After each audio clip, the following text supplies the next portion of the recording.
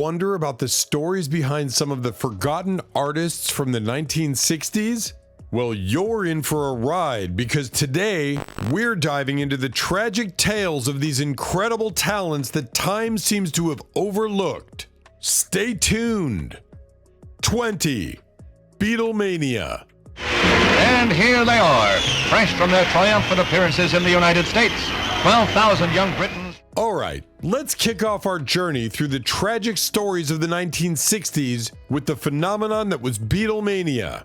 Picture this: Liverpool, England, early 1960s. The Beatles, heavily inspired by American rock and roll, burst onto the scene, turning the music world upside down. Their fame skyrocketed, and with it came a craze like no other: Beetle Mania. Whenever these four lads, John Lennon, Paul McCartney, George Harrison, and Ringo Starr, showed up, pandemonium ensued. Fans, especially women, were whipped into a screaming frenzy. It wasn't just about the music, it was a cultural tidal wave. But with great fame comes great consequences. In a casual interview on March 4, 1966 with the London Evening Standard, John Lennon, the witty and outspoken member of the group, shared his thoughts on religion. Now imagine this: Lennon saying, "Christianity will go, it will vanish and shrink. We're more popular than Jesus now." Back in England, it didn't cause much of a stir. But oh boy, when those words landed in a teen magazine in America, things took a wild turn.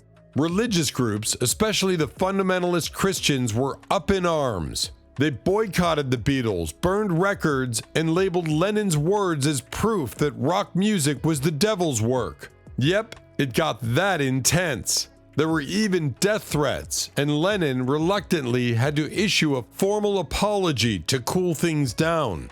The "more popular than Jesus" comment unintentionally became a chapter in the band's story that they'd probably rather forget. Imagine being at the center of that storm, a band caught in the crossfire of their own immense popularity. That's just the tip of the iceberg as we dive into more stories that impacted the 1960s music scene. Stay tuned. 19. Sam Cooke. It's time to talk about the legendary King of Soul, Sam Cooke. This man revolutionized R&B and soul music in the 1950s and 60s with his unforgettable hits like Cupid, You Send Me, and What a Wonderful World. At just 33 years old, Cooke had already amassed an impressive 29 singles and even started his own record label. But sadly, his story took a tragic turn. On December 11, 1964, Cooke checked into the Hacienda Motel in Los Angeles, California, accompanied by a young woman named Elisa Boyer, whom he had met that night in Hollywood. But what happened next is shrouded in mystery and controversy. According to motel manager Bertha Franklin, Cooke, wearing just one shoe and a jacket, approached her aggressively, demanding to know Boyer's whereabouts. In what she claimed was self-defense, Franklin shot Cooke, resulting in his death. The police were called and they received two conflicting reports, one from the motel's owner and another from Boyer herself, alleging that she had been kidnapped and almost raped. Now here's where it gets murky. The police ruled Cooke's death as a justifiable homicide based on these reports, but many raised eyebrows at the official narrative. Some witnesses suggested that Boyer might have been involved in robbing Cooke, casting doubt on Franklin's claim of self-defense. Additionally, Cooke's family and friends refused to accept the given version of events. They speculated that his manager or enemies he made as a civil rights activist may have been behind a sinister plot to silence him. To add fuel to the fire, singer Etta James and others who attended Cooke's open casket funeral spoke of seeing extensive and brutal injuries on his body that didn't align with the official story. The whole situation leaves us with more questions than answers, painting a tragic picture of a talented artist whose life was cut short under suspicious circumstances. 18. Musicians and plane crashes. Now let's talk about the harsh realities that musicians faced in the 1960s, especially when it came to air travel. The 1959 tragedy, famously known as The Day the Music Died, took the lives of Buddy Holly, Ritchie Valens, and J.P. the Big Bopper Richardson in a plane crash, casting a shadow over the music world. Unfortunately, this dark cloud lingered into the 60s, claiming more musical talents. On March 5, 1963, country music icon Patsy Klein, alongside fellow musicians Cowboy Copas and Hawkshaw Hawkins, boarded a small plane after a show in Kansas City, Missouri, destined for Nashville, Tennessee. Tragically, their flight took a fatal turn when Klein's manager and pilot, Randy Hughes, lost his way in cloudy conditions, resulting in a crash that claimed the lives of everyone on board. As if the pain wasn't enough, another blow struck on July 31, 1964, when country music lost yet another star. Jim Reeves, piloting his own plane through stormy weather near Nashville, crashed, leading to the deaths of both Reeves and his piano player, Dean Manuel. The late 60s witnessed the loss of soul singer-songwriter Otis Reading, who was at the pinnacle of his career. On December 10, 1967, while traveling from a television appearance in Cleveland, Ohio, to a concert in Madison, Wisconsin, Reading's plane crashed into a lake. This tragic incident not only cut short the life of a remarkable artist, but also left the music world mourning. Interestingly, Reading's unfinished masterpiece, Sittin' on the Dock of the Bay, became a massive hit posthumously, marking the bittersweet legacy of an artist gone too soon. The 60s were a tumultuous time, not just for the music industry, but for the artists who faced the uncertainties of air travel, a mode of transportation that was far less reliable back then. 17. The death of Otis Reading. Now let's turn our attention to the heartbreaking story of the soulful maestro, Otis Reading. By the time of his tragic death in a plane crash on December 10, 1967, at the tender age of 26, Reading had already etched his name into the annals of music history. Boasting close to 10 albums worth of original studio tracks and delivering dynamic live performances, he had become the crown prince of soul. Reading's legacy was already impressive, having penned unforgettable songs like Mr. Pitiful, I've Been Loving You Too Long, and Fa Fa Fa Fa Fa Sad Song. Notably, his compositions extended beyond his own renditions, with Aretha Franklin's iconic Respect and Arthur Conley's chart-topping Sweet Soul Music standing as a testament to Reading's songwriting prowess. A master of soul music, Reading had made his mark since stepping into Fame's studio in Memphis in 1962. On November 22, 1967, he recorded a track that would become emblematic of his genre-blending talent. Sittin' on the Dock of the Bay, co-written with Steve Cropper. This near-perfect meld of rock and soul, however, faced skepticism from those at Fame and Reading's label, Stax. Tragically, before Otis could track the final version of this iconic song, he, along with his backing band, the Bar-Kays, boarded his twin-engine Beechcraft H-18. The plan was to head to Cleveland for an appearance on the upbeat television show, followed by 2 nights at Leo's Casino and a performance at the Factory nightclub in Madison, Wisconsin. The plane, which had radioed for permission to land at Truax Field in Madison, crashed into Lake Monona just a few miles from the airport. In this devastating incident, 7 of the 8 men aboard lost their lives. Otis Reading's impact on the music world is immeasurable. Inducted into the Rock and Roll Hall of Fame, the Georgia Music Hall of Fame, and the Songwriters Hall of Fame, his contributions continue to be celebrated. Honored with a U.S. postage stamp and a Grammy Lifetime Achievement Award, Otis Reading's legacy lives on, reminding us of the immense talent that was lost on that fateful day in 1967. 16. Dangerous concerts. During the seemingly peaceful era of the 1960s, concertgoers faced unexpected hazards. Despite the prevailing hippie movement advocating for non-violence, attending concerts became increasingly perilous.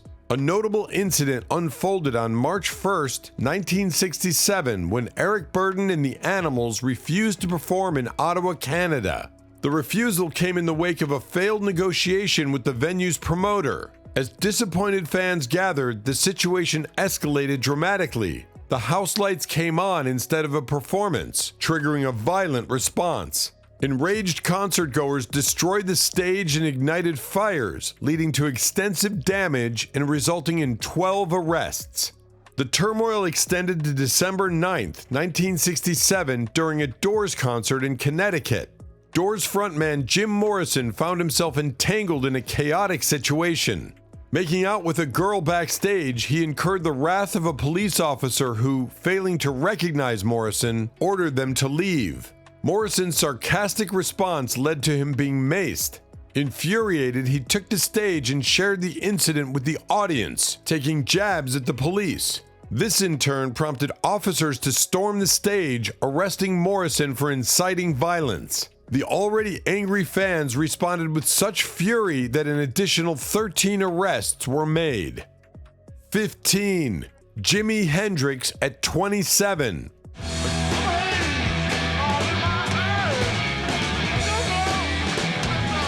A Jimi Hendrix performance was not merely a musical spectacle, it was a visceral experience, frenetic, energetic, and wild. His guitar mastery, often concluding with the smashing of his instrument, left an indelible mark. However, tragedy struck on September 18, 1970, as Jimi Hendrix passed away at the young age of 27, joining the infamous 27 Club. The events leading up to Hendrix's demise are shrouded in confusion, sparking persistent rumors and questions even 50 years later. On the eve of his death, Hendrix indulged in wine and hashish with his girlfriend, Monica Denim, leaving her London apartment to attend a party hosted by his business associates and returning around 3 a.m. The morning after, the world woke up to the news of Hendrix's death, asphyxiated on his own vomit, a result of an apparent overdose on sleeping pills, likely accidental according to the autopsy. However, conflicting theories persist. Some speculate suicide, citing Hendrix's disillusionment with the music industry. Others go further, alleging murder by his manager Michael Jeffrey, driven by a lucrative life insurance policy worth millions. A year before his untimely death, Hendrix faced legal trouble in Toronto for heroin and hashish possession, but was never convicted. He openly admitted to using LSD, marijuana, hashish, and cocaine, vehemently denying any heroin use. The circumstances surrounding his death remain controversial, with claims of foul play rooted in speculation. According to author Tony Brown in Jimi Hendrix: The Final Days, the sequence of events leading to his death is relatively clear. In September 1970, Hendrix, overwhelmed, stressed, and battling a flu, spent the evening with Denim at her Samarkand hotel apartment. After unwinding with tea and hashish, the couple had dinner, during which Hendrix made a phone call discussing ending his relationship with manager Mike Jeffrey. Later, at a party thrown by one of his business associates, Hendrix took an amphetamine tablet known as a Black Bomber. Returning home around 3 a.m., the couple attempted to sleep, but the amphetamine kept Hendrix awake. In a bid to rest, Denim claimed he asked for her sleeping pills, to which she initially refused. By 6 a.m., she took one herself after Hendrix failed to sleep.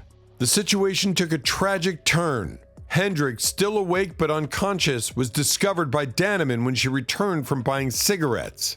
Desperate to save him, she called paramedics. When they arrived at 11:27 a.m., the scene inside the apartment was grim. Hendrix covered in vomit with a fully blocked airway. Attempts to revive Hendrix at St. Mary Abbott's Hospital proved futile. His untimely death marked the end of an era, leaving behind a legacy that continues to influence generations. The circumstances surrounding his passing remain a subject of intrigue and debate, underscoring the enduring mystique of Jimi Hendrix. 14. Woodstock. Our journey now takes us back to the iconic Woodstock Festival, a cultural milestone that became a defining moment in music history unintentionally. Woodstock, held in Bethel, New York in 1969, was a cultural phenomenon that captured the essence of the 60s counterculture. While the festival featured renowned acts like Jimi Hendrix, The Who, and Sly and the Family Stone, it also unintentionally showcased emerging talents that would later become music legends. This unpredictability contributed to Woodstock's enduring mystique. The entire event was marked by chaos from start to finish. The overwhelming influx of people forced the promoters to abandon ticket checks, making the concert essentially free. The festival grounds, initially prepared for a manageable crowd, were inundated by nearly 500,000 attendees, causing massive traffic jams and delaying several musical acts.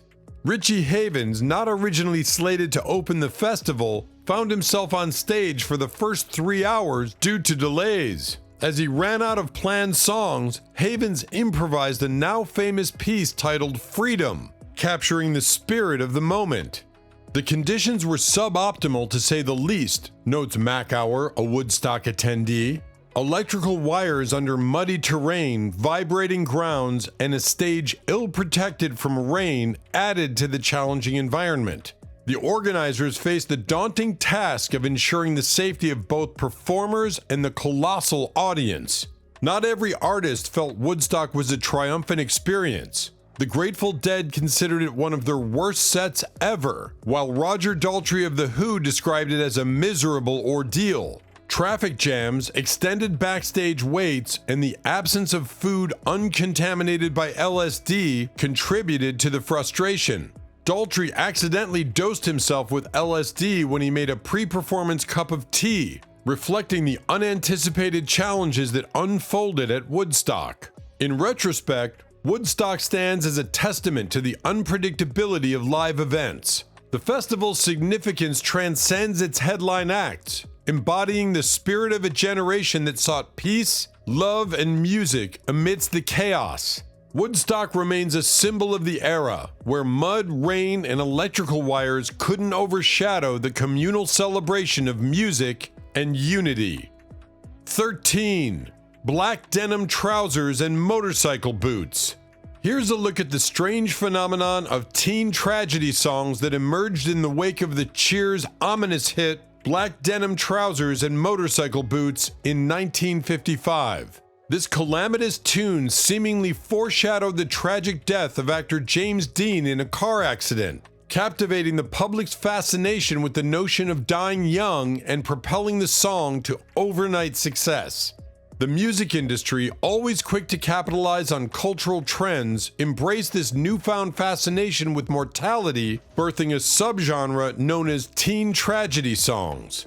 Also dubbed splatter platters and death discs, these peculiar pop songs featured seemingly upbeat melodies paired with ominous lyrics, narrating the untimely demise of teenagers through car crashes and other calamities, often a consequence of their reckless behavior. The teen tragedy song was a distinctive twist on the traditional murder ballads found in country and folk music, where cautionary tales were spun to dissuade young women from entangling themselves with undesirable suitors. In the 60s, this morbid genre reached its pinnacle of popularity. Hits like the Shangri-La's Leader of the Pack, recounting a lover's demise in a motorcycle accident triggered by a breakup, and Wayne Cochran's Last Kiss, along with Jimmy Cross's I Want My Baby Back, depicting dates gone awry with fatal car accidents, became chart toppers. Despite objections from various agencies regarding the promotion of death-obsessed songs, the genre only gained more traction, particularly among rebellious youth who found the rebellious spirit in these tracks irresistible. 12. Peola Scandal. Let's rewind to the turbulent times of the Peola Scandal, a controversy that unfolded in the 1960s but had roots dating back to the earlier decades. While payola, the practice of exchanging cash or gifts for radio play, was not a novel concept and had surfaced in vaudeville and big band eras, it became a full-blown scandal in the 60s. The very term payola is a portmanteau of pay and Victrola, symbolizing the exchange of money or gifts for airplay, with Victrola representing LP record players. The practice had been embedded in the music industry since the inception of radio. Record companies and artists sought favor with disc jockeys and radio stations, offering financial incentives or gifts to ensure that their songs received ample airtime. The significance of radio play during this era cannot be overstated. It was the gateway for songs to reach their intended audience, serving as a crucial catalyst for launching artists' careers. This practice also played a role in challenging the dominance of major labels, allowing small and independent labels to break into the industry. As the 1960s dawned, the American Society of Composers, Authors, and Publishers, ASCAP, found itself grappling with the rising influence of Broadcast Music Inc., BMI. The explosion of rock and roll and rockabilly in the 1950s, a fusion of rock and hillbilly music, posed a challenge to the established order. In 1959, prompted by ASCAP, the House Legislative Committee initiated an investigation into corrupt broadcasting practices, expanding its scope to include the contentious issue of payola in radio. ASCAP's belief was that songs copyrighted with BMI gained unfair prominence due to payola, framing it as a threat to the integrity of the music industry. The prevailing sentiment viewed rock and roll as morally corrupting youth, and accusations suggested that teenagers were being manipulated by unscrupulous DJs, paid to incessantly broadcast certain songs until listeners were essentially brainwashed. The committee honed in on DJs involved in payola with particular focus on Alan Freed, a popular DJ and fervent supporter of rock and roll. Freed's promotion of black artists and their music made him a target for the authorities. He was indicted on charges of bribery and tax evasion, leading to a significant fall from grace. Dick Clark, another influential figure in the industry, faced repercussions but managed to salvage his career by relinquishing shares in publishing and record companies while retaining his iconic show, American Bandstand. Despite the fervent efforts to curb the influence of rock and roll through the Peola Scandal, it failed to achieve its primary goal. The genre not only endured, but experienced a resurgence in the mid-1960s, aided by the British invasion. Rock and roll had proven resilient, dispelling notions that it was a mere fad. Instead, it emerged stronger, shaping the musical landscape for years to come. 11. The Rolling Stones bust. Now let's step back to February 12, 1967, a fateful evening that etched a notorious chapter in rock history. The Rolling Stones, with their flamboyant lead singer Mick Jagger and iconic guitarist Keith Richards, found themselves in the crosshairs of legal turmoil during a drug bust at Richards' Redlands estate in Sussex County. The raid, led by Chief Inspector Dineley and Sussex Police, unfolded dramatically at 7:55 p.m., disrupting a small gathering at Redlands. Armed with a search warrant, the police alleged drug use on the property. As they combed through the home in pursuit of illicit substances, the discovery of a naked woman named Miss X, 4 pep pills, and a green velvet jacket, initially claimed by Mick but later revealed to be Marianne Faithfull's, added a surreal layer to the unfolding events. Meanwhile, heroin pills were found in the possession of Robert Frazier, adding another dimension to the unfolding drama. The raid was not just a random event. It was fueled by sensational stories published by the now-defunct tabloid News of the World. Mick Jagger, concurrently suing the publication for libel over accusations of extensive recreational drug use by the group, found himself entangled in a web of paranoia. The impending trials loomed large, with the group fearing the origin of the tip that led to the authorities' intervention.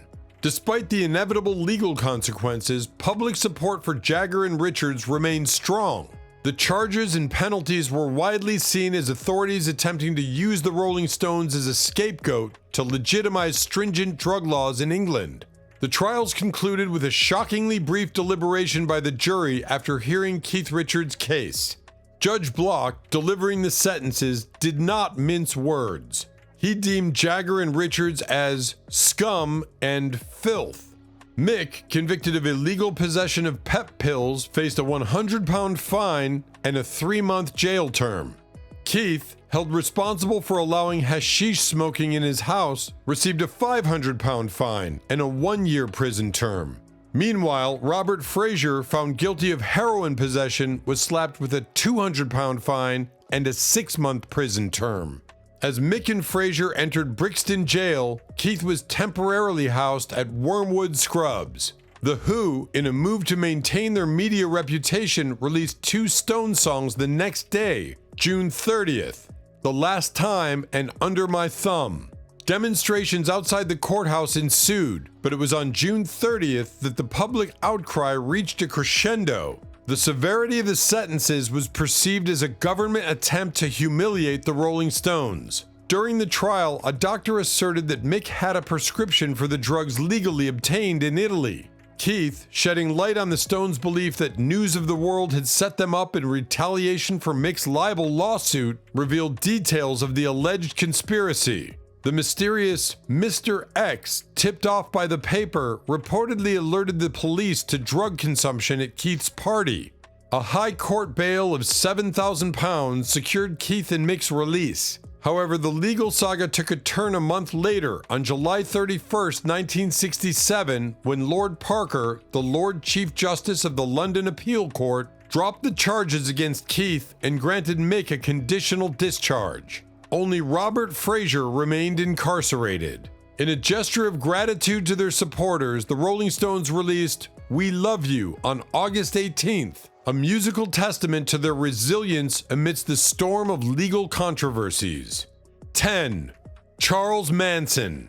Now let's dive into this sinister connection between the infamous cult leader Charles Manson and the music scene of the 1960s. While Manson is widely known for orchestrating a series of horrific murders, his dark journey began with aspirations of becoming a musician. Charles Manson, initially an aspiring musician and a career criminal, honed his guitar skills while serving time behind bars. In 1967, he ventured to Los Angeles, California, where he found an unexpected entry point into the music world by befriending influential figures like Neil Young and Dennis Wilson, the drummer of the Beach Boys. Manson and Wilson's friendship extended beyond mere acquaintanceship. They became roommates and even engaged in musical collaborations. One of Manson's original songs, Cease to Exist, caught the attention of the Beach Boys and was later transformed into their 1968 song, Never Learn Not to Love. However, Manson's expectations were shattered when he received a single payment for his contribution, and his anger at not being credited led to an abrupt end to their partnership. Subsequently, Manson's obsession with the Beatles' White Album took a dark turn. Believing that the album's lyrics contained hidden messages about an imminent race war, Manson compelled his followers, known as the Family, to listen intently. This fixation culminated in the brutal and infamous Tate LaBianca murders in 1969, including the gruesome killing of actress Sharon Tate. At one of the crime scenes, the words "Helter Skelter," a direct reference to the Beatles song, were written in blood, highlighting Manson's twisted interpretation of the music. In the midst of the chaos and horror, Manson's only album, Lie, The Love and Terror Cult, was released in 1970. This eerie compilation emerged while Manson and his followers awaited trial for their heinous crimes. 9. Substance use. There are a number of musical acts that were born out of this scene, including the Rolling Stones, Dusty Springfield, and most notably, the Beatles. The influence of such artists and their associated progressive ideals soon spread to other regions in a phenomenon that became known as the British Invasion. But unfortunately, it wasn't all free love and groovy vibes. It was also a time of great upheaval in the 1960s, with events such as the Vietnam War and the assassinations of Martin Luther King Jr. and President John F. Kennedy shocking people throughout the world. Naturally, this dichotomous energy found its way into the decade's music. In the 60s, the psychedelic music scene was at its prime, and the world was full of hippie musicians that loved to drop acid and create some of the most interesting and innovative music known to man. During this time, drugs were a very popular part of the hippie culture, and the prevalence of LSD helped to create the distinct genre of psychedelic music known as psychedelic or acid rock. Many bands and artists such as the Grateful Dead, Jefferson Airplane, the Beatles, and the Byrds were heavily influenced by LSD, which led to the creation of some very popular music. This decade was full of adventure, music, sex, and drugs, and it was all made possible due to this powerfully trippy drug. 8. The mysterious death of Bobby Fuller. The untimely demise of Bobby Fuller, the self-proclaimed rock and roll king of the Southwest, remains shrouded in mystery, casting a somber shadow over the vibrant music scene of the 1960s. Fuller's tragic end on July 18, 1966, at the tender age of 23, continues to evoke intrigue and speculation, leaving behind a legacy that transcends his brief yet impactful career. Fuller's life came to a tragic halt when his mother, Lorraine, discovered his lifeless body in his vehicle parked outside his Hollywood apartment. The car, ominously filled with gasoline, provided a chilling backdrop to the scene. Conflicting accounts regarding bruises or cuts on his body added layers of complexity to the already enigmatic circumstances surrounding his death. Initially classified as suicide, a theory widely contested given Fuller's burgeoning success at the time, the cause of death was later revised to accidental. However, lingering rumors persist, suggesting foul play and even mafia involvement in Fuller's demise. Despite the speculation, no criminal investigation was launched by the LAPD, a decision compounded by the department's internal turmoil following the sudden death of its chief of police just days prior. Bobby Fuller's musical journey, characterized by innovation and authenticity, offers a glimpse into what American popular music of the 1960s might have sounded like in the absence of the British invasion. Drawing inspiration from Southern styles and pioneering a distinctive sound that melded elements of rock and roll, surf guitar, and garage rock fuzz bass, Fuller's music stood as a testament to the resilience and creativity of American musicians. Contrary to the prevailing notion that the British invasion overshadowed American music, Fuller's oeuvre underscores the vitality and richness of the homegrown sound. His fusion of Buddy Holly's heartfelt lyricism, Ritchie Valens' infectious energy, and Eddie Cochran's raw authenticity embodied the spirit of American rock and roll, untouched by external influences. In the words of Miriam Linna, author of I Fought the Law, The Life and Strange Death of Bobby Fuller, American music flourished independently long before the British invasion captured the world's attention. Linna's insightful exploration of Fuller's life challenges conventional narratives, positioning him as a pivotal figure in the evolution of American pop music. Randy Fuller, Bobby's younger brother and collaborator, reflects on Bobby's conviction that the essence of rock and roll was deeply rooted in the Southern rhythm and blues tradition. Rejecting the notion that the Beatles could emulate the authentic Texan sound, Bobby championed a regional music heritage that resonated with audiences far and wide. I Fought the Law, Fuller's chart-topping hit, epitomized the Bobby Fuller Four's distinctive style and swagger. With appearances on popular TV shows and a signature aesthetic that defied convention, the band left an indelible mark on the Los Angeles music scene, embodying a timeless ethos of rebellion and authenticity. 7. The Altimont Free Concert.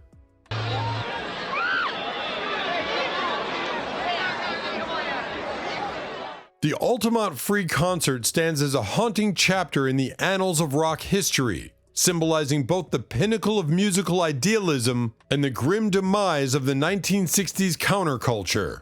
Joel Selvin, a seasoned music writer and author of the book Altimont, The Rolling Stones, The Hell Angels, and the Inside Story of Rock's Darkest Day, views the concert as a toxic concoction of greed and innocence, forever etching its significance in the collective memory.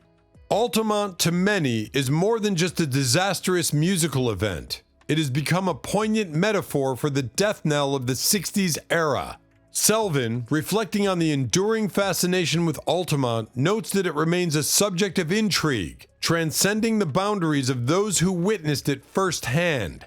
The concert's anomalous nature in history is heightened by the documentary Gimme Shelter, a film Selvin critiques as a patented fiction, presenting an apology for the Rolling Stones and framing them as victims. Several factors converged to give rise to the ill-fated free concert. For the Rolling Stones, the event was, in part, a response to the counterculture zeitgeist epitomized by Woodstock. Criticized for high ticket prices during their US tour, the Stones sought a connection with the burgeoning hippie movement.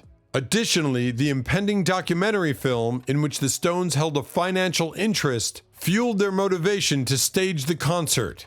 The lineup, featuring iconic bands like the Grateful Dead, Jefferson Airplane, Crosby, Stills, Nash & Young, and Santana, added to the anticipation surrounding the event. However, Altimont was plagued by a myriad of issues that would unravel its potential. The presence of the Hells Angels, hired as security, injected a volatile element into the atmosphere. Drug use was rampant, and the lack of adequate police intervention and proper facilities created a tense and dark environment throughout the day. Sensing the escalating chaos, the Grateful Dead made a last-minute decision to withdraw from the concert, avoiding the impending turmoil. As the Rolling Stones took the stage and attempted to perform Sympathy for the Devil, the unraveling situation reached a breaking point. Mick Jagger, recognizing the growing disorder within the audience, implored everyone to cool out. However, the pleas for calm couldn't stem the tide of violence that erupted, forever staining Altimont as one of rock's darkest days. 6. The Legacy of Patsy Cline. Patsy Cline, whose life was tragically cut short in a plane crash in Camden, Tennessee at the age of 30, left an indelible mark on the world of music, securing her legacy as one of the greatest vocal talents of the 20th century. In her brief but impactful career, Klein seamlessly blended country charm with big city boldness, showcasing a voice that effortlessly navigated honky-tonk weepers and lushly orchestrated pop standards. Her string of hits, including classics like I Fall to Pieces, Walkin' After Midnight, and Willie Nelson's Crazy, accompanied her rise to stardom. Even after her untimely death, posthumous releases like Sweet Dreams of You and Faded Love ensured that her presence continued to resonate in the world of country music. Patsy Cline's legacy only grew in the decades following her passing. In 1973, she achieved a significant milestone by becoming the first solo female artist to be elected to the Country Music Hall of Fame, a recognition that preceded even the groundbreaking Kitty Wells. Cinematic portrayals by acclaimed actress Beverly D'Angelo and Jessica Lange in biopics such as Coal Miner's Daughter and Sweet Dreams, respectively, further fueled interest in her life and career. The enduring popularity of her hits, often heard on jukeboxes and at karaoke venues, propelled her greatest hits album to remarkable sales, exceeding 10 million, earning a coveted spot in the Guinness World Records for its sustained chart longevity. Nashville pays homage to this inimitable vocalist with the Patsy Cline Museum, a shrine in downtown Nashville that houses memorabilia from her historic 1961 Carnegie Hall debut, her groundbreaking Las Vegas engagement in 1962, and even the wristwatch she wore during her tragic final moments. 5. Inside Janis Joplin's death. Janis Joplin's death was ruled a heroin overdose, at least according to the coroner's official report. Discovered in her Hollywood hotel room on October 4, 1970, the rock and roll legend was clutching her cigarettes in one hand and money in the other. She was 27 years old. One of the most gifted and talented singer-songwriters of the 1960s, Joplin had also suffered from serious substance abuse issues. Her friend Peggy Caserta recalled in her memoir, I Ran Into Some Trouble, that the two 20-somethings commonly shared the same batch of heroin. All that was left of the star by October 7th, however, was a cremated pile of ashes that her family privately scattered from a plane into the Pacific Ocean. It had only been a year since the counterculture icon bellowed out classics like Piece of My Heart for hundreds of thousands of fans at the 1969 Woodstock Festival. But something bothered Caserta about her friend's death. Shortly after Joplin died, rumors spread that she had overdosed on an unusually potent batch of heroin.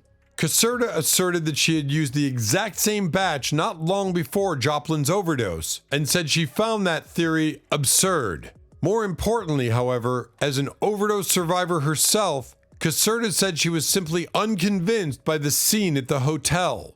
Investigators claim that Joplin had taken a lethal dose of heroin only to purchase cigarettes in the lobby downstairs and return to her bed to die. But speaking from experience, Caserta said this was not possible. You crumble to the floor, like how they found Philip Seymour Hoffman. 4. Have you heard of Jackson C. Frank? He was one of the greatest singer-songwriters of the 60s folk scene, more highly regarded by some than Paul Simon, but he only recorded one album and died in obscurity, penniless and homeless. Frank had been seriously injured as a child when a furnace at his school exploded, killing most of his classmates, and while he was recovering in hospital, his teacher had brought along a guitar to keep his spirits up.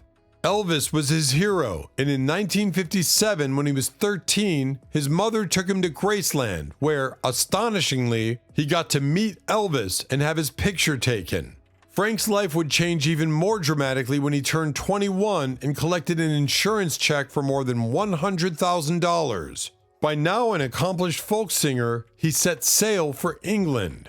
In the 1970s, Renbourn was in Woodstock shortly after receiving the letter and tried to trace Frank by describing him to friends. I was told there was a guy who was odd, even by Woodstock standards, who went around looking at traffic lights. It was Frank. But aside from a brief phone conversation, the two friends didn't meet. It wasn't until the 90s that they met up again in Buffalo. He was very overweight, looked really wrecked, his eyes were all fucked up. He had some gizmo that he flipped around his head like an antenna. It was a shock to see him, but we sat around and all the old chat came back, and he was as easy as you like. What had happened in between was a cruel tale. Frank had left Woodstock for New York in search of Paul Simon, who Frank believed owned his publishing and had suppressed his songs. He ended up living on the streets for years. There was one final indignation. Some kids with an air rifle took a pot shot at the homeless Frank and blinded him in one eye, before a happy ending of sorts when Frank was tracked down by a fan called Jim Abbott. Abbott found him in sheltered accommodation in Woodstock and encouraged him to write again and play local shows, describing his voice as sounding more gritty and gravelly, sort of like Townes Van Zandt, a lived-in voice. When Frank died in 1999, Abbott sold the few possessions Frank had to archivist and collector Jeffrey Weiss. I met Jim through an eBay listing. He was selling Jackson's test pressing of the album, and when we made a deal for the LP, I asked what else Jim might have. It seemed like the Jackson chapter was closing. He was planning on moving and wanted to get rid of everything. I thought it would be a good idea to keep it all together. These belongings included a small cassette recorder that had Jackson Frank written across it in black marker pen, a relic from his time spent in institutions. 3. The disbandment of the Beatles. The four Beatles, John Lennon, Paul McCartney, George Harrison, and Ringo Starr, changed music forever in a relatively brief time span, bursting onto the scene in 1963 with Please Please Me and recording their last albums, Let It Be and Abbey Road, in 1969. The foursome came together as teenagers and became superstars by their early 20s, sharing a unique set of experiences and naturally forming a unique set of rivalries and grievances. But why did the most influential band of the 20th century break up within 7 years of releasing their first album? The answer is as complex as the relationships between the men themselves. Exhausted from their extensive tours, during which they couldn't hear themselves play over the roar of their fans, the Beatles decided to stop performing live in 1966. Epstein opposed the decision, which the foursome felt was necessary in order to focus on the quality of their music. Over the next few years, the Beatles redefined pop music with the seminal Sgt. Pepper's Lonely Hearts Club Band and became global countercultural icons. But they also made less money and drifted away from Epstein. When manager Epstein died of a drug overdose, the Beatles lost a man who expertly managed both their finances and their egos. While Lennon, Harrison, and Starr wanted Alan Klein, manager of the Rolling Stones, to take over, McCartney favored Lee and John Eastman, the father and brother of his soon-to-be wife Linda. 2. Brian Jones.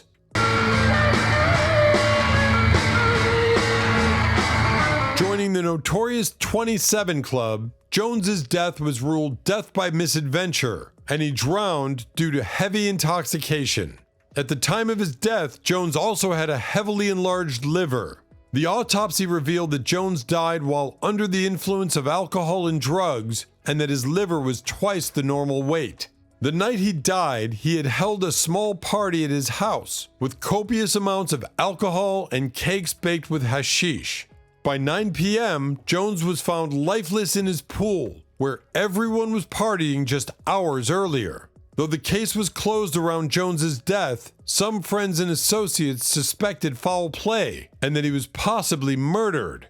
Construction worker Frank Thorogood, who had been living at the musician's home, once owned by Winnie the Pooh author A.A. Milne, and doing some renovations on the property, was allegedly in a financial dispute with Jones on the day he died. Along with Thorogood, police reports stated that there were 2 other people present the night of Jones's death: the guitarist's girlfriend, Anna Wolin, and manager and former Stone chauffeur Tom Keelock's girlfriend, Janet Lawson.